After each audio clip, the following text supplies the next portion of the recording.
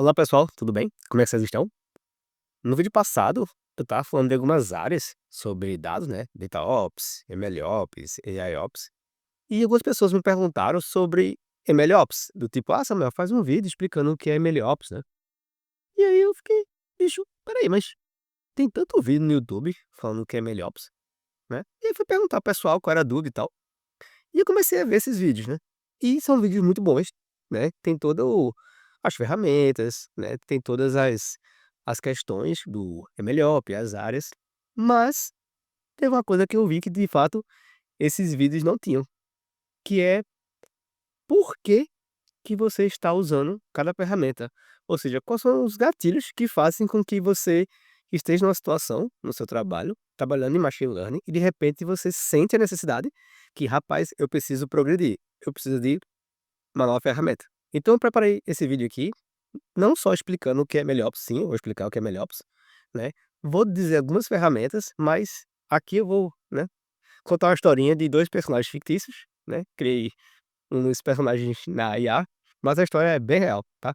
Então, não se apega muito às ferramentas que eu vou falar aqui, mas sim aos momentos onde: "Rapaz, poxa, eu preciso de uma ferramenta nova". Eu acho que isso é bastante útil, até pra você saber um pouco de como tá seu nível, né. Tipo, será que eu tô no nível pra chegar num pleno, num sênior, né. Então, acho que esse vídeo tá bem completinho, deu trabalho de fazer, então se você puder divulgar, deixar seu like, né, isso aqui me ajuda. Qualquer dúvida ou sugestões, se você quiser que eu explore alguma ferramenta mais especificamente, mais tecnicamente mesmo, né, ou então mais aplicações dela, pode deixar nos comentários ou falar no WhatsApp, meu contato tá na descrição.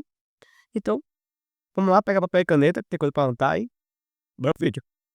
Eu vou contar, né, essa história, essa trajetória, mas antes deixa eu só dar alguma formalização, né. MLOps é o que a gente chama de Machine Learning Operation, né, MLOps, né, que basicamente é você, automatizar todas as partes de um processo de machine learning, né, desde a concepção das ideias, você vai implantar, né, você vai fazer o deploy e você vai monitorar isso tudinho. Então, foi muito baseado em DevOps, né, então todo o ciclo DevOps você deve sabe o que eu estou falando, mas focado em machine learning. Então, o ciclo foi o que eu acabei de falar anteriormente, é desenvolver, ou seja, você vai pegar os dados, você vai criar os modelos, né, depois você vai implantar, né, você vai fazer deploy. E por que que eu botei implantar, né? Minha esposa vive me zoando que a gente que é de tecnologia fala tudo em inglês errado, né. Buildar, deployar, commitar e deploy, muita gente não sabe, mas é implantar, tá. Então você vai implantar o sistema. Então depois disso você vai monitorar, e depois você volta para o desenvolvimento e você segue esse ciclo, né. Então, vamos começar com desenvolver, né. Vamos contar a história de Anne. Anne é cientista de dados, né, começou a vida dela, né, trabalhando com scripts de Python e R, e botando todas as análises de dados em Jupyter Notebooks, né. Estava muito feliz, muito boa na empresa que ela estava, até que um dia chamaram ela e disseram: "Olha, vamos contratar um outro cientista de dados, porque tu quer montar um time de machine learning aqui, vai ser massa, etcétera, tal". E chamaram o Marcos. Marcos também é cientista de dados, também tinha tudo em script, tanto em R quanto em Python e tudo em Jupyter Notebook. E agora é que o mundo começa, né, porque eles vão ter que trabalhar juntos. E aí qual é a ideia, né? A ideia é que Anne e Marcos, eles têm os códigos nas máquinas deles, e eles precisam, como vão trabalhar junto, um precisa revisar o código do outro, ou você começa a fazer as funções e de repente você descobre retrabalho, né, você fez algo e o outro tinha feito. Ou muitas vezes você quer: "Ó, qual foi a análise que você fez? Me passa teu código". Você vai passar o quê? No Google Drive? Você vai passar isso num pendrive? Não, né. Então a primeira noção de que: "Opa, a gente precisa desse código unificado de alguma forma", vem daí, né. Primeiro, como você viu, acabei com o Jupyter Notebook, e agora é tudo script Python. E aí? Né, e a gente vai botar isso no Git, né, no Git e no GitHub. É a primeira ferramenta onde você vai ter esses códigos unificados. E por que que eu estou matando o Jupyter Notebook? Porque o Jupyter Notebook, ele é uma ferramenta muito boa para exploração rápida, mas ela é péssima para você pôr em escala em produção. Eles são ferramentas interativas, então qualquer coisinha que você faz fica muito grande. Então, se você meter um um Jupyter Notebook no seu GitHub, nossa, com 5, 6 notebooks mais parrudos, você vai travar literalmente seu repositório. Sem contar que não é legal, você pode ter tudo em script Python ou R, né, e você pode ir fazendo e vendo as aplicações. Eu posso fazer um vídeo depois sobre isso, de como você consegue fazer essas análises todas sem precisar de um notebook, né. Mas basicamente a ideia é essa, né, você agora tem os códigos centralizados em algum canto que todo mundo está vendo esses códigos. Depois que a gente começaram a botar tudo no Git, eles perceberam que era mais interessante se já tivesse algumas funções prontas. Por quê? Porque muitas vezes o Marcos tinha uma função e a Anne também tinha feito. E aí fica retrabalho. E se você começar a fazer várias funções e começar a puxar isso, fica muito mais rápido e muito acelera o seu trabalho, né? Então eles viram que mais legal do que fazer um monte de script solto era fazer pacotes e projetos Python. Ou no R também, ou qualquer outra linguagem que você queira, né? Geralmente é R e Python. Então, você vai trabalhar com projetos, você vai ter os módulos todos certinhos, só que eu particularmente, né, gosto muito de trabalhar em pacotes. E a Ana e o Marco vão trabalhar em pacotes também. Quando você trabalha em pacotes, você vê que tem um outro problema que começa a surgir, que é as dependências de um começam a não bater com as dependências do outro. Às vezes o plano está numa versão, o outro está no outro, de repente um TensorFlow quebra com o outro. Isso nunca aconteceu, né? Nunca aconteceu o TensorFlow quebrar com o outro. E aí, essas dependências, se você botar isso num requirement.txt, não é a melhor solução do mundo, né. E aí foi quando eu descobri uma ferramenta chamada Poetry, né. Do Poetry você consegue fazer os pacotes Pythons todos bonitinhos, e as dependências já ficam todas certinhas, né. Ferramentazinha maravilhosa. Aí agora com tudo certinho, né, eles começaram a ter pacotes, eles começaram a ter reaproveitamento de código, e eles estavam acelerando muito o trabalho, estava muito legal. Só que aí começaram a fazer o quê? "Poxa, vamos fazer agora os modelos?" Aí, Anne começou a fazer uma logística, e aí o Marcos começou a fazer um XGBoost. De repente ela fez: "Ó, eu já tentei esses e esses parâmetros." E aí o Marcos: "Você tentou fazer aquele?" "Ah, não." "Ah, vou tentar fazer." Aí quando ele foi fazer, Anne também faz: "Não, mas eu já fiz esses parâmetros." E você não tem um rastreamento dos parâmetros, nem todos os modelos que os 2 fizeram. Então um está fazendo um XGBoost, outro está fazendo logística, outro tem um Random Forest, e você não tem um rastreamento de todos os modelos e todos os parâmetros, ou seja, você não rastreia os experimentos. E aí descobriram uma ferramenta chamada MLflow, e aí você consegue ter todos os experimentos salvos e bonitinhos, então você sabe exatamente quais os modelos que cada um já passou e quais os parâmetros que cada um já fez. Fica tudo salvo, fica tudo rastreado, maravilha. Depois que todos os experimentos estão corretos, os modelos estão todos bonitinhos, está tudo rodando, né, vamos agora evoluir, porque agora o pessoal vai começar a querer que você implante seus modelos. E agora vamos para a parte de implantação, ou seja, botar em deploy. Vocês foram até promovidos, né, agora vocês são um time de dados, ó que chiquérrimo. Só que agora vai ter uma nova figura, né, vai ter os stakeholders. Né. Eu não botei nome neles, com exceção de George. Esse aqui vai se chamar George. Olha a cara dele, ele tem cara de George. E não tá muito feliz. Por que ele não tá muito feliz? Porque ele é o CEO da empresa. Acabou de fazer uma rodada de investimento e os investidores estão querendo resultado. Então, ele chegou para você e faz: "Ah, então, preciso que você bote isso em produção, porque eu preciso que isso aqui rode numa base real com os clientes." E você só tinha experimentos dentro do seu computador. Então agora precisa que isso rode de alguma forma. Existem 2 maneiras, ou em batch ou em real time. Em batch passa-se os dados, você roda e devolve scores, por exemplo, né. Na área de crédito acontece muito de, por exemplo, os scores de inadimplência, não muda muito de uma semana para outra. Então as pessoas passam os dados, você roda e devolve os scores. Ou, o que geralmente também acontece, é real time, que é o quê? Eu preciso consultar a inadimplência de uma pessoa específica. Então você vai lá, bota seus dados e vê qual é a inadimplência. E aí você precisa exportar de alguma forma que as pessoas possam consumir os seus modelos. E aí quando você começa a aprender FastAPI e Flask, né, você vai pegar esses dados, vai botar esses modelos e as pessoas vão consumir esses modelos. Muito bom, muito legal, só que, né, você para fazer isso aqui, vai ter que deixar sua máquina ligada 24/7. não é muito legal, vai gastar energia e de repente a tua máquina pode cair, você não vê. E George, olha a cara de George, ele não vai ficar feliz com você, porque os investidores estão na cabeça dele, ele não tem nem culpa, tadinho. É a situação de George. Você precisa que isso esteja em pé 24/7 e rodando. É aí que você vai começar a aprender um pouco sobre cloud, né. As 3 principais, né, que é a AWS, a Azure ou Azure, como nós chamamos às vezes, e GCP, né, que é a da Google, geralmente eu trabalho mais nessa, né. Então você vai começar a trabalhar no mundo de cloud, ou seja, você vai aprender a botar VMs, você vai botar tudo lá no servidor bonitinho, para as pessoas poderem usarem, e você não se preocupar com seu computador tá ligado, não. Só que quando você começa a estudar cloud, você descobre uma coisa, né, que as máquinas que estão nas clouds não são iguais às máquinas que você tem, né. Provavelmente você trabalhou no Windows, né, ou te deram um Mac. Raramente você começou no Linux, vai.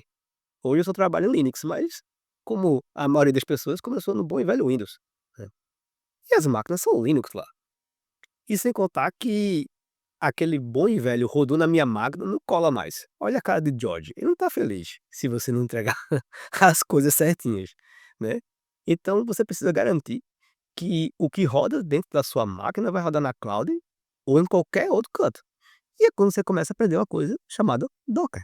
Você vai aprender a botar tudo em container, que nada mais é do que você pegar a sua aplicação e os seus modelos e o seu Fast API, qualquer outra coisa, e botar de uma forma, né, no Docker, no container, que sobe na máquina lá da cloud e não vai ter problema nenhum, simplesmente vai rodar sem nenhum estresse. Vou até tirar os slides agora. Agora vai aparecer um problema bem clássico, assim, quando você começa a entrar em MLOps de fato, né. Um belo dia o pessoal liga para você e diz: "Ó, os modelos começaram a não bater os resultados". Aí você faz: "Oxe, como assim não bateu?", né. "A minha máquina estava rodando". Bom, quando roda nos dados bonitinhos, quando você vai para produção, não necessariamente bate. E aí vai ter aparecer um problema que os dados, eles alteram ao longo do tempo, né. "Oxe, como assim?". Dá um exemplo que acontece em crédito. Vamos supor que você teve um modelo e tinha algumas pessoas lá que estavam inadimplentes. Então você treinou o modelo com aquelas pessoas inadimplentes. Passou-se o tempo, essas pessoas pagaram. Então, os modelos agora, essa pessoa vai estar adimplente, bonitinha. Se você pegar o mesmo modelo e rodar, vai dar resultados diferentes. Por quê? Porque o modelo ele foi treinado com bases diferentes. Então você precisa de ter uma auditoria dos seus dados, né. Você precisa ter versionamento não só de código, não só de modelo, você precisa de versionamento de dados também, porque o seu modelo, ele tem que ser estável ao longo do tempo. E não é só um cross validation que vai resolver isso. Um cross validation você vai ter, né, você vai diminuir ali o overfit naquela fatia de dados, né, naquela visão, naquela foto dos dados. Mas você precisa garantir que seus modelos, eles valham ao longo do tempo. Ou seja, quando você chegar nessa parte, eu acho que é o pra mim foi o gatilho que eu fiz: "Rapaz, agora eu entrei em MLOps de fato".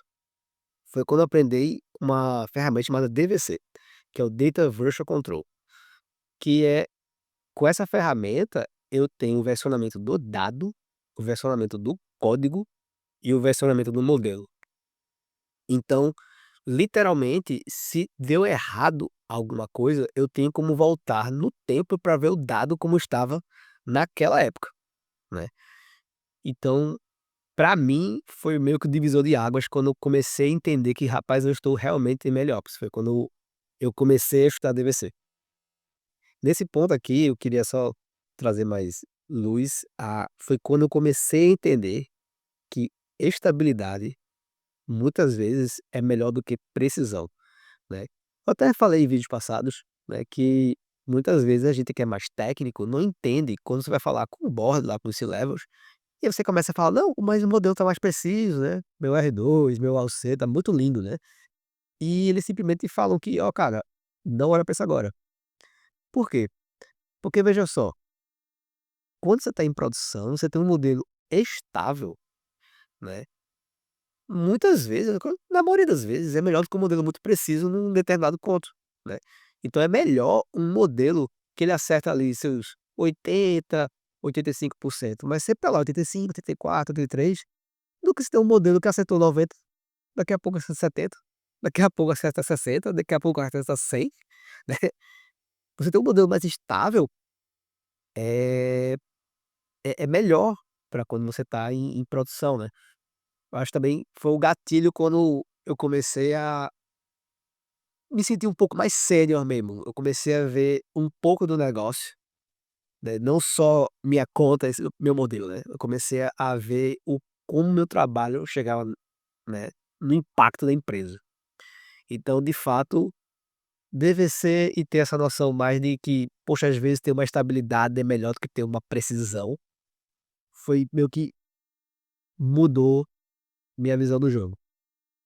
E aí, por causa disso, o pessoal começou a ficar muito feliz, porque agora os modelos estão estáveis, estão lindos e maravilhosos, tudo em produção. E aí o board chamou você e fez: "Olha, estamos muito felizes com vocês. Agora nós vamos expandir nossas operações. Que chiqué. Lembra do teu modelo? Eu preciso agora de 20 modelos em produção".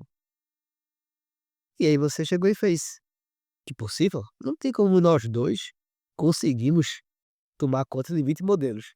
E aí foi quando o board fez: "Não, não se preocupem, nós vamos resolver isso para vocês. Nós vamos lhe dar um time de júniors para você tomar conta, né, 4 júniors para você treinar". E aí você faz: "Danou-se, né, como é que eu vou tomar conta de 20 modelos, treinar esse povo, né, não dá". E aí os caras estão aprendendo, né, são júniors, acabaram essa faculdade. Então naturalmente eles subiam umas PR muito doidas. Então você começou a se preocupar com outras coisas, como por exemplo, estilo de escrita de commit, né. Sabe aquela coisa chata quando você é mais júnior, que fica dizendo para os sênior, né, ou então para os C-level lá, para o CTO: "Que chato ter que commitar", né. Pronto, é nessa hora que você percebe que é muito importante que você não commite "agora vai", é só um teste, não aguento mais isso, né. Então, por quê? Tem que tomar conta dos modelos em produção, treinar o pessoal, então você começa a se preocupar mais com o estilo de escrita. E aí você começa a se preocupar com outra coisa. Quando você sobe algo no código, você tem que tomar cuidado para que não quebre outra parte do código, né. Agora não tem só você, né, não tem só Anne e Marcos mexendo, tem 6 pessoas mexendo. Então tem que garantir que tudo que esteja botando no código, você não quebre em outras partes, né. Isso é o que chama de CI, né, Continuous Integration. Outra coisa também é o que a gente chama de CD, que é o Continuous Development, ou seja, se passou nos testes e está tudo ok, bom, isso vai para produção, você não tem que chegar lá manualmente e subir o código, né. Então todo o código que você pôr no GitHub, ele é testado e se for testado, está aprovado, ele vai para produção. Isso a gente faz com GitHub Actions e o Jenkins. Basicamente eu uso mais o Git Actions. Quando tudo isso está redondinho e tá todo mundo feliz com você, o board te chama e faz: "Anne, Marcos, estamos muito felizes, nós vamos expandir as operações". Que maravilha, né. A gente agora estava trabalhando aqui no Nordeste, vamos expandir para o Sudeste e para o Sul, né. Então teus 20 modelos em produção, agora vai ter muito mais gente rodando os modelos, o que vai começar a cair os seus servidores, porque tem muita gente usando as máquinas que você subiu. E aí você começar a estudar uma coisa chamada load balancing, né, que é balanceamento de carga. Ou seja, você tem que tomar cuidado para que se tem poucas pessoas usando, né, não precisa de muitas máquinas ligadas. Mas, se de repente tiver um fluxo maior de pessoas, isso aí vai ser, aumentar a quantidade de máquinas, né, de maneira automática. E aí você começar a estudar uma coisa chamada Kubernetes e Kubeflow, né. Kubeflow é muito mais para MLOps em si, o Kubernetes é a parte mais DevOps da coisa. Você vai começar a trabalhar um pouquinho sobre isso, né, ou você vai trabalhar com isso, ou você vai chorar e implorar para ter alguém dedicado para fazer isso. No nosso caso, só tinha Anne e Marcos, né, nunca aconteceu isso comigo. Chegamos na última etapa, né, que é a parte de monitorar, né. Passamos por todo esse processo e depois de modelos, reuniões e tomar conta de modelo de produção, treinar pessoas e etcétera, aí tipo, cansado, né. Olha a cara de Marcos Yanni. Eu adorei essa foto. É a cara que a gente fica depois quando chega nessa parte de fato. Aí tu começa a ficar cansado da vida, aí a gente começa a dizer: "Meu irmão, tá tenso, tem muita coisa pra tomar conta, muita coisa pra tomar conta mesmo", né. E aí quando você chega nesse nível de senioridade, a gente percebe que realmente estabilidade do sistema é algo muito importante, né. Por muitas vezes eu prefiro um sistema estável que está funcionando do que ficar mexendo e 1% de acerto no R2 ou no ALC, né. É ter um modelo estável, porque agora a operação tá grande, pô, agora temos o Brasil inteiro para tomar conta. Então, a gente começa a querer saber quando quebrou, que parte quebrou. Então lembra que tinha os modelos, tinha DVC, tinha dado, tinha modelo em Kubeflow, o Nano 4. Você sente a necessidade de orquestrar as coisas, né. Ou seja, você quer que cada pedacinho desse vire como se fosse um microserviço e eu consiga gerenciar esses caras, né, tipo, cada pedacinho desse é gerenciado. E aí quando você começar a estudar Dexter e Airflow, que são ferramentas de orquestração. Ou seja, você vai jogar esse cara lá, vai mandar tudo moer e se der bronca, você sabe exatamente o teu cada bronca, né, cada log desse. E por último, né, estamos chegando no final, nos finalmentes, né. Lembra que os caras disseram que vamos expandir? Pois é. Quando vamos expandir agora, que tal aí sair do Brasil e ir para Latinoamérica? Vamos agora expandir para Europa, né. Que maravilha, né.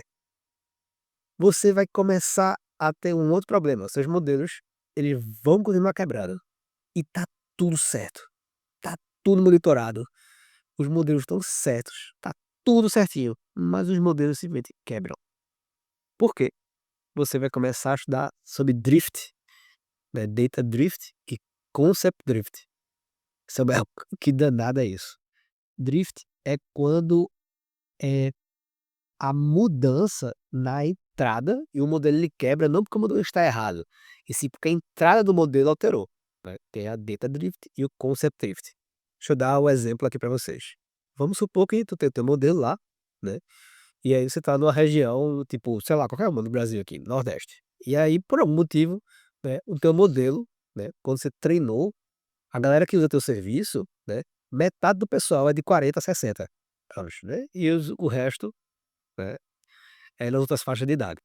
E quando tu vai para o sudeste, por algum motivo, metade da galera agora é de 20 a 40, percebe? A distribuição dos dados alteraram. Então o modelo ele está certo, mas os dados de entrada não são mais os mesmos, a distribuição mudou. Isso é o que a gente chama de data drift. E aí você tem que agora pensar o que você vai fazer, né. Você vai botar uma variável dummy para poder diferenciar, ou tu vai ter 2 modelos para tomar conta, né.